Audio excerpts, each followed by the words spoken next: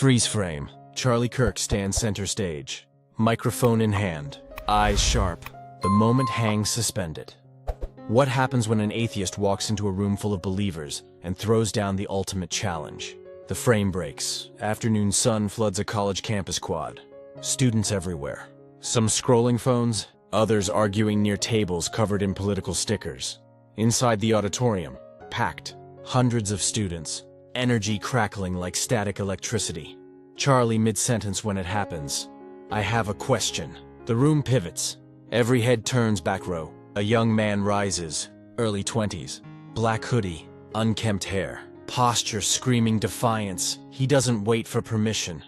You keep talking about God like he's real.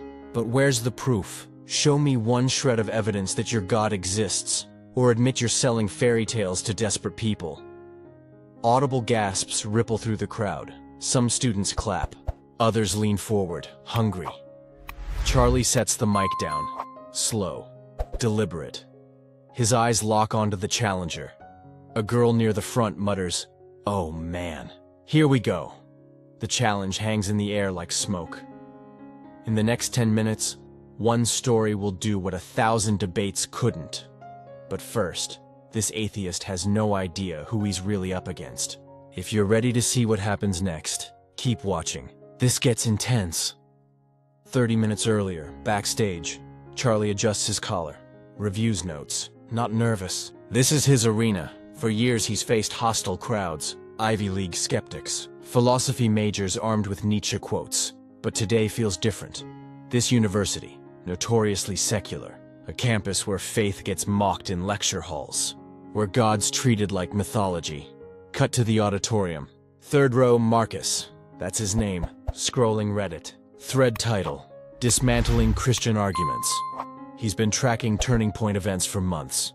Sharpening questions. Waiting for this moment. His friend nudges him. You really gonna do this? Marcus smirks. Watch me. Camera pans the room. The divide is visible. Some students clutch Bibles. Others wear shirts with quotes from Dawkins. Half the room ready to cheer, half ready to jeer. Charlie takes the stage. Scattered applause. Some boos. He opens with a grin. Disarming. I know half of you think, I'm here to brainwash you. Nervous laughter. The other half thinks, I'm not extreme enough. More chuckles. But I'm just here to talk. And more importantly, to listen. Marcus whispers to his friend, this guy's good. But he's about to get destroyed, Charlie begins. Freedom, purpose, morality. His voice steady, building to something. The audience settles in, then Marcus stands. Everything shifts. Drop a comment if you've ever been in a debate like this. What happened? Marcus doesn't raise his hand. Doesn't wait. He stands abruptly. I have a question. The mic squeals. Feedback screech. Charlie pauses mid-thought. Unfazed. Gestures for him to continue. Marcus's voice cuts sharp, controlled. You keep talking about God like he's real. But where's the proof? Not feelings, not anecdotes. Actual verifiable evidence. Show me one shred of proof that your God exists. Or admit you're selling fairy tales to desperate people who can't handle reality. The room erupts, clapping, hissing. A mix of chaos. A girl in front mutters, here we go again. Charlie waits. Noise settles. His expression unreadable. He's been asked this question 100 times, but instead of arguments, he smiles. That's a fair question. The audience leans in. But before I answer, can I ask you something? Marcus crosses his arms. Sure. Charlie steps closer. Edge of the stage. Do you believe in love? Marcus scoffs. What kind of question is that? A simple one. Do you believe love exists? Pause. Marcus hesitates. The trap isn't obvious, but he feels it. Love is just biochemistry. Oxytocin, dopamine. It's not some mystical force. Charlie nods. Thoughtful. So if I hooked you up to a machine and measured your brain chemistry while you hugged your mother, would that data prove you love her? Or would it just prove you had a chemical reaction? Silence blankets the room. Marcus shifts his weight. That's different. Why? Because you can't see love. You can't weigh it. You can't put it under a microscope. But you know it's real. Not because of evidence, because you've experienced it. Marcus opens his mouth. Nothing. Charlie raises a hand. Hold that thought, because I'm about to tell you a story, and when I'm done, you're going to understand why some truths can't be proven in a lab. But that doesn't make them any less real. Camera holds on Marcus's face. His confidence wavers. Hit that like button if you're hooked. This is about to get deep. Charlie walks center stage. His voice drops. Near whisper. The audience strains forward. When I was 19 years old, I thought I had the world figured out. Marcus watching. Intent. I was smart. Ambitious. I had a plan. And God? God was for people who were weak. People who needed a crutch. Marcus nods slightly, recognizing himself. One night, Charlie continues, I got a call from my mom. My dad had been in a car accident. They didn't think he was going to make it. The room stills. I rushed to the hospital, sat in that waiting room for 6 hours, and for the first time in my life, I didn't have an argument. I didn't have a plan. I just had nothing.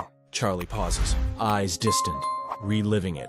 There was this old man sitting next to me, probably in his 70s. He'd been there all night too. His wife was in surgery, and he looked at me, this scared, angry kid, and he said, "You praying, son?" Someone in the audience sniffles. I told him no. I told him I didn't believe in that. Charlie's voice cracks. And you know what he said? That's okay. God believes in you. Dead silence. Even Marcus frozen. I thought it was the dumbest thing I'd ever heard, but something about it stuck with me. My dad survived that night, against all odds, and I couldn't shake this feeling that maybe, just maybe, I'd been wrong about everything. Marcus interrupts. Sharp. So your dad lived and now you believe in God? That's survivorship bias. What about all the people who pray and their loved ones die anyway? Charlie meets his eyes. Steady. You're right. My dad living isn't proof of God. But here's what is. That old man's peace. In the worst moment of his life, he had something I didn't. Not denial. Not delusion. Peace. That's just psychology, Marcus counters. He coped with fantasy. Maybe. Charlie steps forward. Or maybe he knew something you don't. Pause. Marcus, can I ask you something personal? Marcus tenses. Have you ever felt completely, utterly alone? Like the universe doesn't care if you live or die? Marcus's jaw tightens. Hit too close. Because I have, Charlie continues. And in that moment, atheism gave me nothing. It told me I was a cosmic accident, that my suffering was meaningless, that when I died I'd just stop existing. And that was supposed to comfort me? Truth isn't supposed to comfort you, Marcus shoots back. It's supposed to be true. Agreed.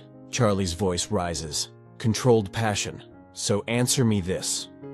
If love is just chemicals, if morality is just evolutionary programming, if consciousness is just neurons firing, then why do you care about truth at all? Why does it matter if I'm right or wrong? In a purely material universe, we're both just dancing atoms arguing about nothing. Marcus opens his mouth. Nothing comes out. Charlie doesn't gloat, just waits. The silence stretches. Comment below. Do you think Charlie's making sense or dodging the question? The silence stretches. Camera cuts between them. Marcus frozen. Charlie calm. The audience holds its breath. Finally, Marcus speaks. Voice lower. Less certain. So what are you saying? That because atheism is depressing, I should just believe? Charlie shakes his head. No. I'm saying that the fact that you want truth to matter, that you want morality to be real, that you want your life to have meaning, that desire itself points to something beyond molecules. He pauses. You don't crave food that doesn't exist. You don't thirst for water in a universe that has none. So why would you hunger for purpose if purpose is an illusion? Marcus's hands drop. Defensiveness cracking. That old man in the hospital, Charlie continues. He told me one more thing before they called him back to see his wife. Everyone leans in. He said, "Son, I've spent 50 years with that woman. And in 50 years, I've learned one thing. Love isn't a feeling. It's a choice. And faith? Faith is the same. You don't need proof to choose love. You just need courage." The room electrifies. Tension crackling. Charlie's voice rises. Not in anger. In passion. So here's my answer to your question, Marcus. You want proof of God? Look around. Not at the arguments. Not at the debates. Look at the people in this room who've chosen to believe in something bigger than themselves. He gestures wide. Look at the hospitals filled with believers caring for the sick. Look at the orphanages, the addiction recovery centers, The suicide hotlines, staffed by people who think every life has sacred worth. Charlie locks eyes with Marcus. You can call that delusion if you want, but I call it evidence, not of a religion, of a God who loves you enough to let you doubt him. A God who doesn't force you to believe. A God who whispers in hospital waiting rooms through 70-year-old strangers. Marcus's eyes glisten, not crying, but close. Charlie's voice softens. I'm not asking you to believe today, Marcus. I'm just asking you to consider that maybe, just maybe, your need for proof is actually proof of something you're afraid to find. The auditorium explodes. Half the crowd on their feet, applauding, cheering. The other half sits stunned, processing. Marcus stands motionless, staring at Charlie. Then slowly he sits down. No rebuttal. No comeback. Just silence. If this gave you chills, smash that subscribe button. We're just getting started. 20 minutes later. Event ends. Students file out. Buzzing. Electric energy. Some approach Marcus. You okay, man? He nods absently. Still processing. Camera follows him outside. He leans against a brick wall, scrolling his phone. Not really seeing it. Cut to social media explosion. The clip goes viral. Hours comments flood in. I'm an atheist and even I felt that. Charlie didn't destroy him. He loved him into silence. This is what real debate looks like. No dunking, just truth. But critics too. Emotional manipulation isn't evidence. He dodged the question with a sob story. Still no proof, just feelings. Backstage, Charlie checks his phone. His team congratulates him, clapping his back, but he's distracted. Did that kid leave?